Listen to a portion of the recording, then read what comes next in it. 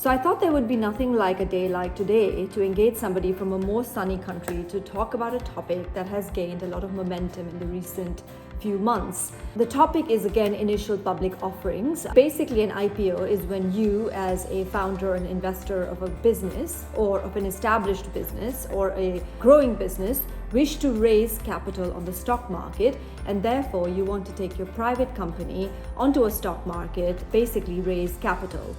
Now, usually an IPO or an initial public offering is linked to sort of like big bucks in a business where you obviously are raising public money, public sentiment as to the value and the viability of your business. But there are also some things to consider before you go in. Now, we at Think have been working with an investment banking firm called Vantage Point. Vantage Point has a great team that I personally learned a lot from, and we work with them when it comes to mergers and acquisitions advisory and IPO kind of advisory work. So I thought rather than hear it from me today, let's include Saurabh from Vantage Point in our discussion and let's ask him a few pertinent questions. Saurabh is a seasoned investment banker who's had over 18 years of experience. He's one of the founders of Vantage Point along with Vikas and his team, who I also work with. Saurabh, thank you very much for coming onto my blog today and for working with me to answer some of these questions. So question one, what would you say is the right time for a company to go public? The right time for a company to go public is contingent on various factors. Financial readiness is paramount. A company should have financial track record showcasing consistent revenue growth, profitability, and transparent financial statements. Market conditions play a pivotal role. A buoyant stock market, low interest rates, and a favorable economic environment can enhance the valuation of a company which is going public. Additionally, business maturity, scalability, and a thorough understanding of regulatory obligations are critical aspects that contribute to determining the right time for an IPO. Question number two, what are the key considerations that I should bear if I'm a company that's looking to go public? So preparation, is the first thing that you need to have in mind. The better prepared your company is, the more efficient and less costly the process can be potentially for you. So we recommend having in place an orderly plan prior to getting into execution and establishing a robust governance framework which ensures seamless transition to the public markets. So choosing the appropriate structure for an IPO pre-hand can provide substantial benefits. Regardless of the structure or process chosen, getting the right company or group structure in place is highly critical to delivering value and efficiency. A third very important point to consider is having right accounting framework and financial reporting. So from financial statements to taxation and compensation to complex technical accounting, ensure that these issues are dealt with and all the compliance gaps are addressed. It's important to seek expert advice wherever required, as well as in the registration process for the IPO. The fourth very critical part is the management team. So you need to have a capable and experienced management team to run and navigate the challenges that potentially one faces in the IPO process. Question number three, everyone thinks going public is a dream come true, right? So why don't you tell us a little bit about the downsides of going public? Are there any? Well, there are certain cons for a company when it's going public.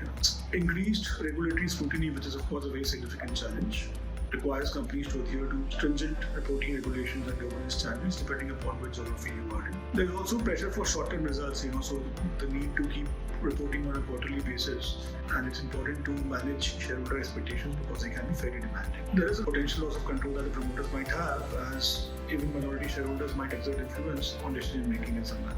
As also there is costs which are associated with the IPO process, as also there is recurring costs in the form of legal fees, compliance fees. During the IPO process itself, there is underwriting and legal fees which can be very substantial. The company has been very careful, in weighing the challenges against the benefit, before starting the process of going public. And coming to your jurisdiction, are there any particular regulator landscape issues that we should worry about or learn from an Indian perspective?